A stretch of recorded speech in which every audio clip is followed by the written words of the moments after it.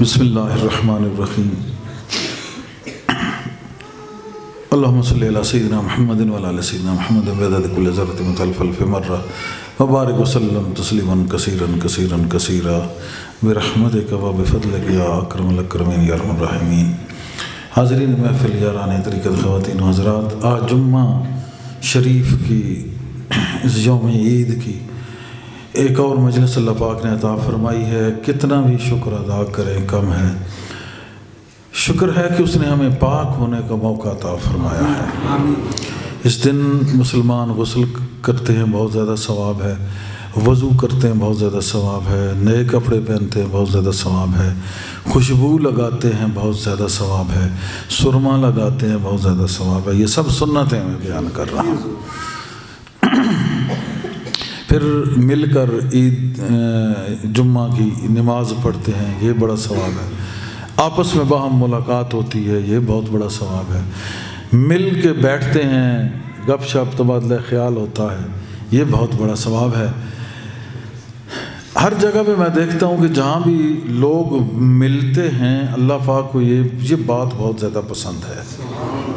اگر آپ غور کریں، الگ نماز پڑھنے کا میں کئی دفعہ بیان کر چکا ہوں، ایک نماز کا ثواب، مسجد میں 25 یا 27 نمازوں کا ثواب۔ وجہ کیا ہے؟ وہاں خدا اور ہے، وہاں اور ہے نہیں، وہاں پہ مسلمان ملتے ہیں، تو گویا اللہ پاک ہمیں آپس میں ملانا چاہتا ہے۔ وجہ کیا ہے؟ وجہ کیا ہے؟ کیونکہ سب کو اس نے بنایا ہے، سب اسی کا، جتنا یہ بنے ہوئے ہیں اللہ کی طرف سے بنے ہوئے ہیں، اللہ نے بنایا ہوا ہے، وہ خالق ہے، مالک ہے، رازق ہے،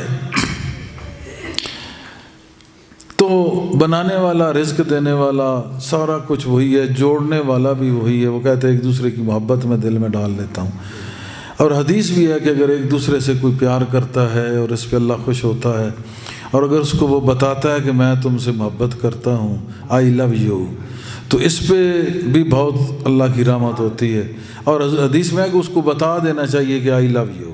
حدیث میں بیان کر رہا ہوں، یہ بچے اور آپ لوگ سوچیں گے کہ یہ پتہ نہیں کون سی لو یو کی بات کر رہا ہے۔ یہ وہ لو یو ہے، یہ وہ محبت ہے جو حضور صلی اللہ علیہ وسلم سے ہوتی ہوئی، اہل بیت سے ہوتی ہوئی، صحابہ سے، تابعین و تبع تابعین سے ہوتی ہوئی، اولیاء اللہ کے سینوں میں موزن ہو گئی۔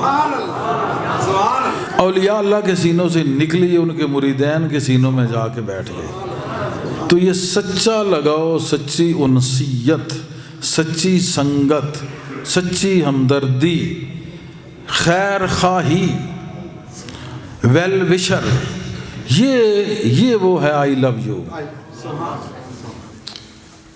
چھوٹے بچے سے لے کے بوڑھے تک آئی لو یو۔ حدیث میں آتا ہے کہ اس کو بتا دینا چاہیے کہ میں تم سے پیار کرتا ہوں۔ یہ کیا چیزیں ہیں؟ اس پہ غور کرنے کی بات ہے کہ الگ نماز پڑھو تو ثواب کم، مل کے پڑھو تو ثواب زیادہ۔ حضور صلی اللہ علیہ وسلم نے فرمایا کہ آپس میں محبت، پورا باب ہے، بہت ساری حدیث، اس پہ تو اب ٹائم نہیں تو ساری حدیثیں بیان ہوں، ان کا متن بیان ہو، اس کا ترجمہ اور تشریح بیان ہو، تو پھر انشاءاللہ اس پہ پھر کوئی، ہمارے علامہ صاحب کا ہاتھ ہی ٹوٹ گیا ہے، ورنہ بہت اچھا وہ کام کرتے تھے۔ ہمارا پروگرام تھا کہ وہ اسی طرح کو حدیثیں، بلکہ بخاری شریف کا درس ہر جمعے پہ ایک حدیث کا اگر شروع کر لیں آدھا گھنٹہ تو کافی ہو جائے گا، ساتھ ساتھ وہ ٹائپ بھی ہوگا، لکھتے بھی رہیں گے، اور اس طرح کتاب بھی ہم نے شروع کی تھی 200 صفحات تک، وہ بھی تکمیل کو پہنچ سکتی ہے۔ اسی طرح محبت کی حدیثیں ہیں بہت، بلکہ سارے کا سارا اسلام ہی محبت ہے۔ سلامتی محبت میں ہوتی ہے، نفرت میں تھوڑی ہوتی ہے۔ ایسا عجیب بتایا گیا، پوری قوم کی پھرکی پھیر کے رکھ دی گئی۔ اب یہ ساری چیزیں آپ کو نئی نظر آ رہی ہیں، میں بیان کر رہا ہوں نا، سب کو کئی متحیر ہوں گے، کئی نیٹ پہ سن کے جو ہے وہ ان کو اپنی نسل یاد آئے گی، بھونکنا شروع کریں گے۔ بہت اچھا ہوتا ہے اگر کوئی بھونکاٹ کی آواز آئے تو یہ سمجھا کرو کہ کوئی گلی میں بندہ ہے، کوئی گھر کے پاس سے گزرنے والا ہے، کوئی راستے میں چلنے والا ہے۔ اس گھبراہٹ سے گھبرانا نہیں ہوتا، بھوکاٹ سے گھبرانا نہیں ہوتا، بلکہ آرام سے چلتے جاؤ، ان کا کام اتنا ہی ہے۔ قریب آئیں تو ہمارے پاس قلندری ڈنڈا بھی ہوتا ہے، اللہ کر کے ایک ٹھوک دو انشاءاللہ، پھر بھوکاٹ تو رہے گی، کاٹنے والا کام ختم ہو جائے گا۔ تو میں کہہ رہا ہوں کہ یہ باتیں سن کے تعجب ہی ہوتا ہے اب، جب کہ یہی اسلام تھا جو اصل تھا، اور یہی اسلام آج بھی ہے جن سینوں میں ہے۔ یہ اسلام کیا ہے؟ ایک نور ہے، روشنی ہے۔ تو روشنی کس کے لیے ہے؟ جس کی دل کی آنکھ کھلی، دل کی آنکھ دیکھتی ہے۔ من کان فی ہذہ اعمی فہو فی الآخرۃ اعمی، جو ادھر اندر رہا وہ وہاں بھی اندھا ہوگا۔ متعدد بار میں اس آیہ کریمہ کو دہراتا ہوں، یہ بہت بڑا ورد ہے۔ میں تو سمجھتا ہوں کہ اس کو بار بار پڑھنے سے اللہ پاک آنکھ ہی کھول دیتا ہے، کیونکہ جب تم بار بار کہو گے موضوع ادھر ادھر ہو جائے گا، اگر ساتھ دو گے یاد رکھو گے تو پھر صحیح ہے۔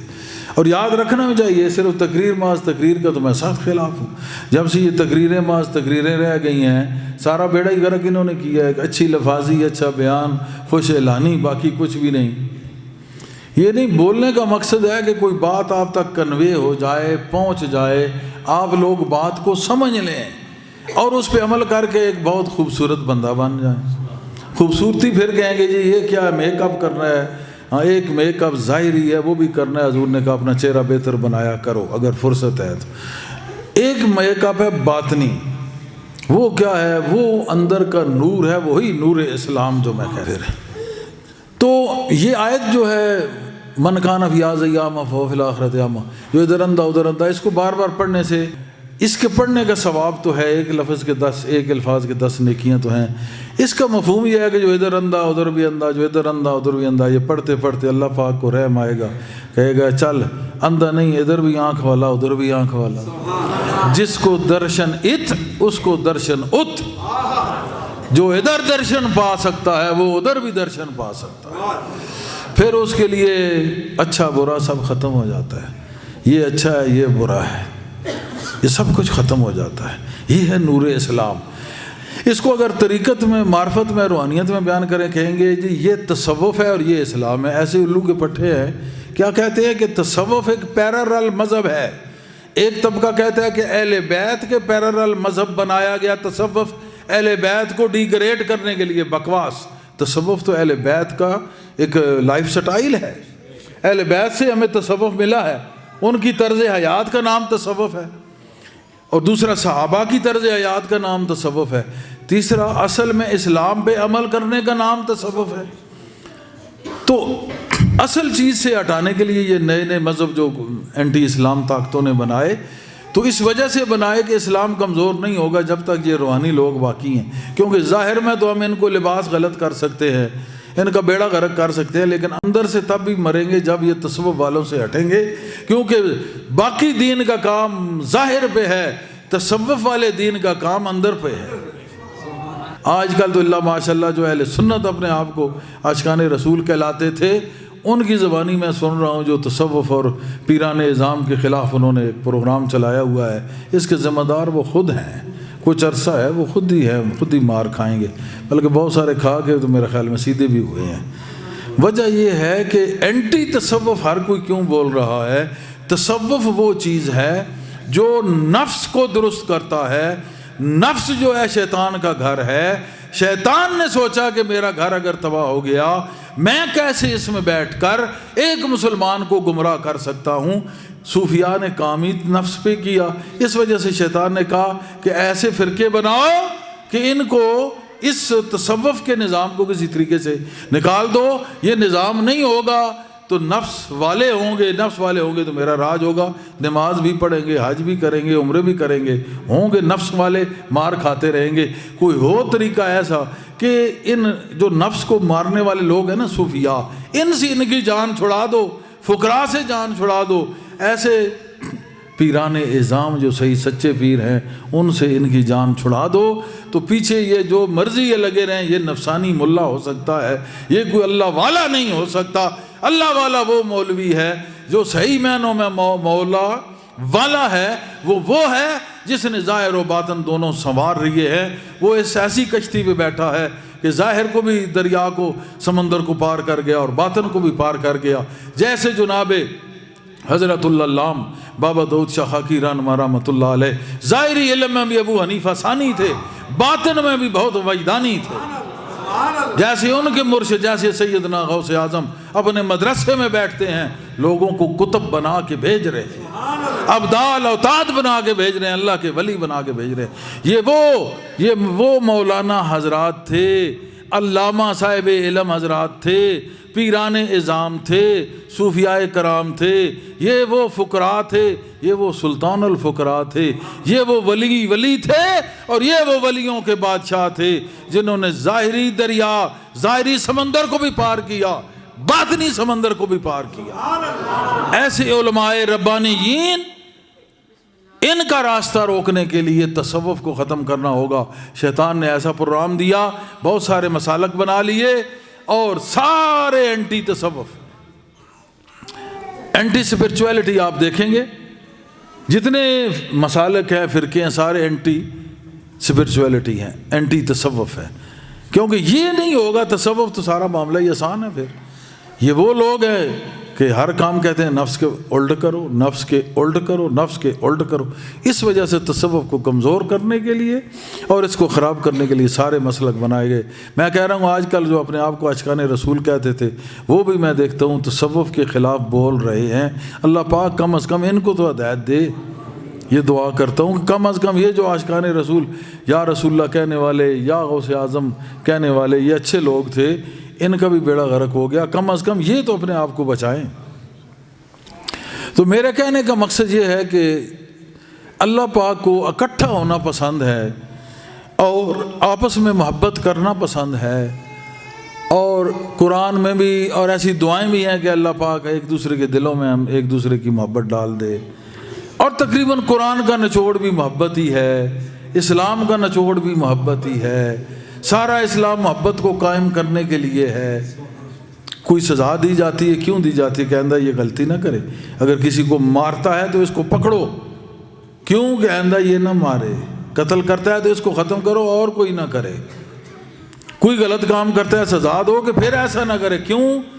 معاشرے میں خلفشار پھیلے گا. بھائی خلفشار کیسے پھیلے گا؟ کہ یہ دوسروں کو بجائے محبت کرنے کے نفرت کر رہا ہے. تو جو بھی اینٹی محبت کام ہوگا اس پہ قانون سازی کی گئی ہے.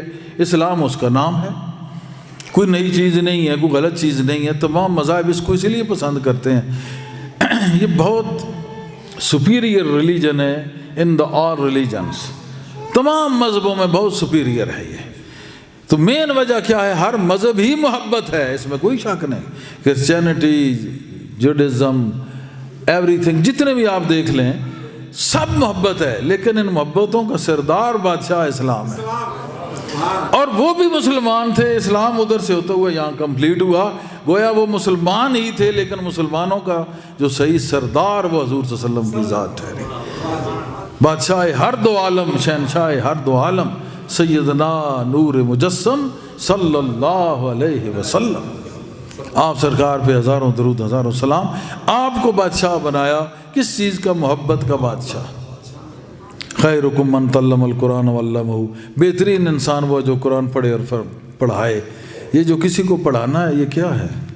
بغیر محبت کے کوئی پڑھا سکتا ہے؟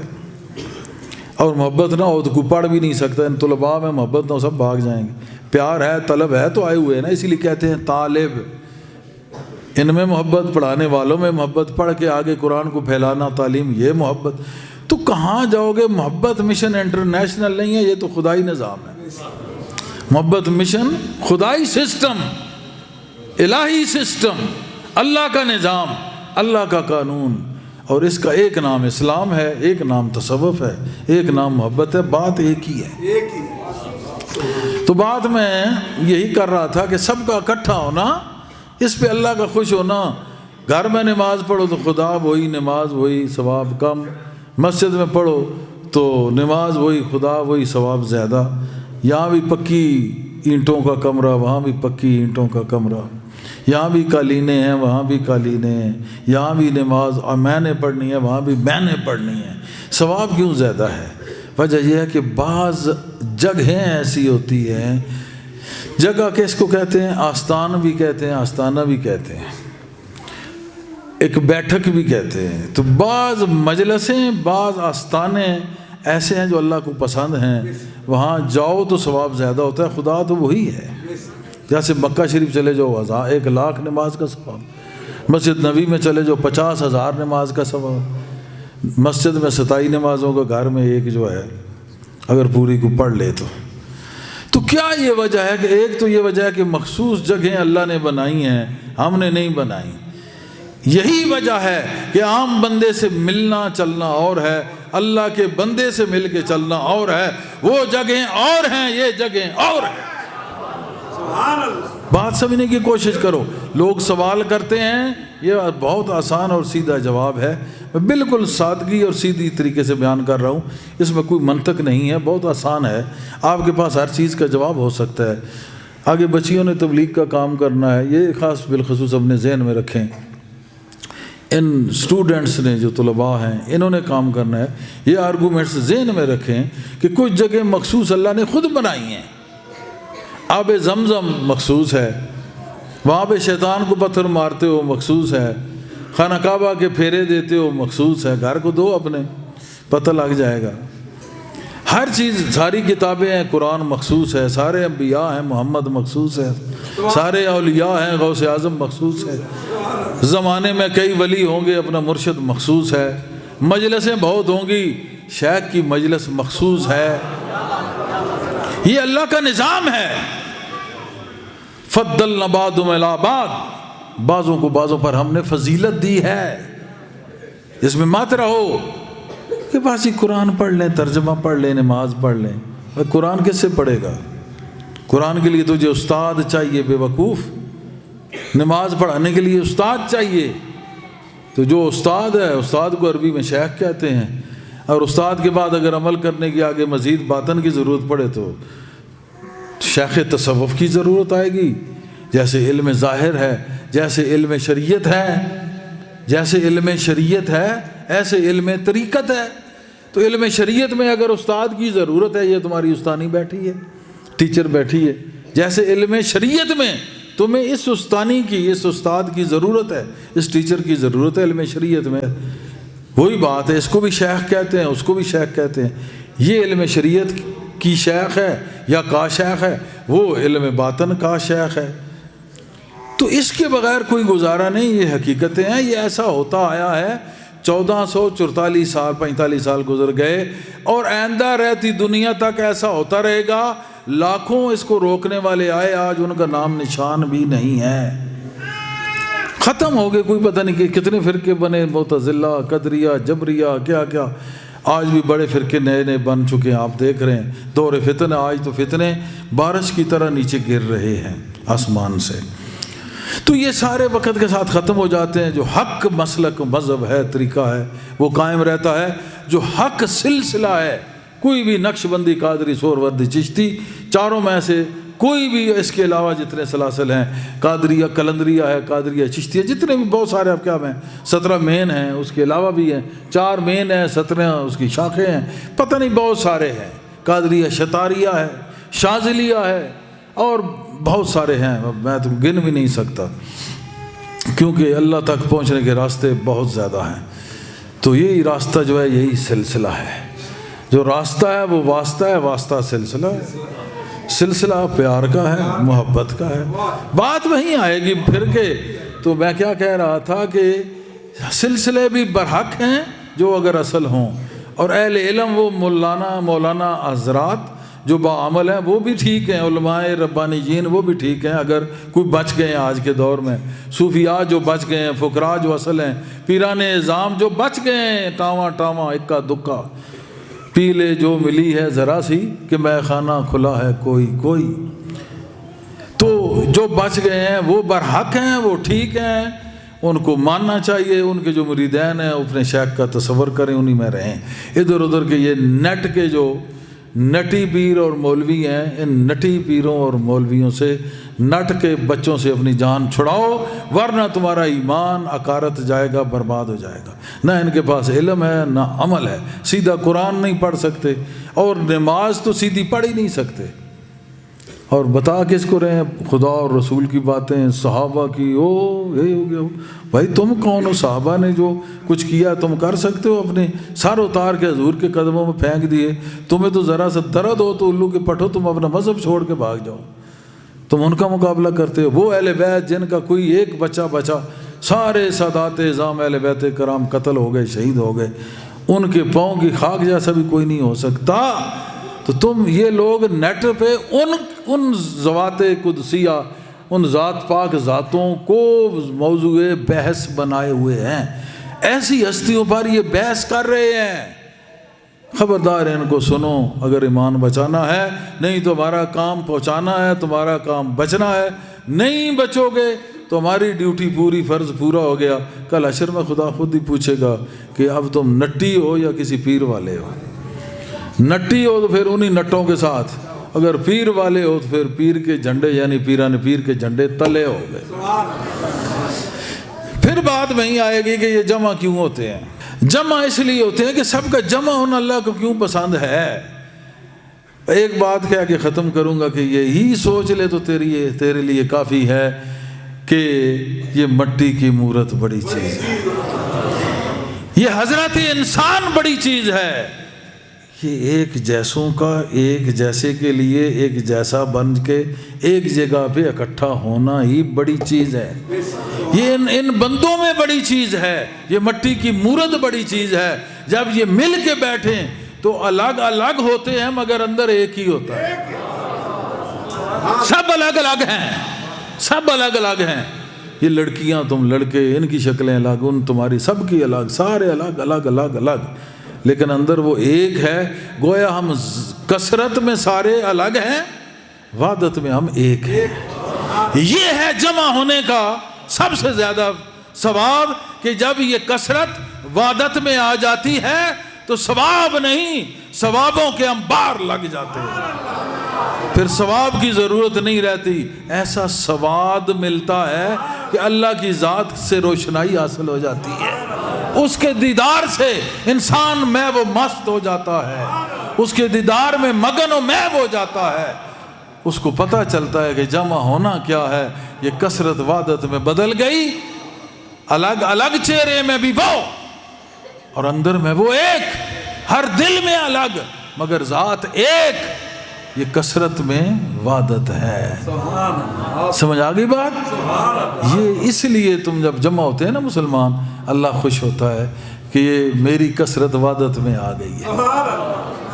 وہ خالق، تم مخلوق، یہ ساری مخلوق، اس کا کرشمہ، اس کا نور مخلوق کے قلب میں، اس کا نور ہماری آنکھوں میں، وہ جہاں بھی اپنی شان کے لائق موجود، ہم زمین پہ موجود، وہ خالق، ہم مخلوق، نور اس کا، دل ہمارے، نور اس کا، آنکھیں ہماری، نور اس کا، روح ہمارے،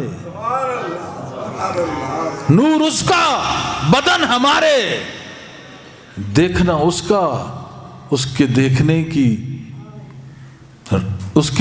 کی نسبت سے، اس کے دیکھنے کے کرم سے، اس کی دیکھنے کی رحمت سے نظر ہماری، دیکھتا وہ ہے، نظر اس کی ہے، نظر ہمیں آتا ہے، دل کی دھڑکن وہ ہے، دل ہمارا دھڑکتا ہے، چلاتا وہ ہے، چلتے ہم ہیں، کھلاتا وہ ہے، کھاتے ہم ہیں، سلاتا وہ ہے، سکون ہمیں ملتا ہے وہ باطن میں، ہے ہم ظاہر میں، وہ مالک، ہم بندے، وہ خالق، ہم مخلوق۔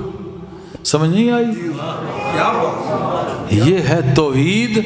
اگر سمجھنی ہو تو میری آج کی اس تقریر پہ عمل کر لینا، اس خطاب کو دل پہ لکھ لینا اور اس آج کے خطاب پہ عمل کر لینا، انشاءاللہ توحید روشن ہو جائے گی، پتہ چل جائے گا کہ توحید کہتے کس کو ہے۔ اللہ اللہ کر رہا ہے، نہ آج تک اس کو دیکھا، نہ خود سمجھا ہے کدھر، کون ہے، کیا ہے۔ یہ سب اندھے واہ جو عبادت ہے، فقیر اس کا قائل نہیں ہے۔ اللہ پاک ہمیں وہ نماز عطا فرمائے جو حضور نے کہا تھا کہ یا تو وہ دیکھ رہا ہے یا تم دیکھ رہے ہو۔ نماز ایسی پڑھو کہ تم دیکھ رہے ہو، پہلے تو یہی ہے، اور اگر تم نہیں دیکھ رہے تو پھر ایسی پڑھو کہ وہ دیکھ رہا ہے۔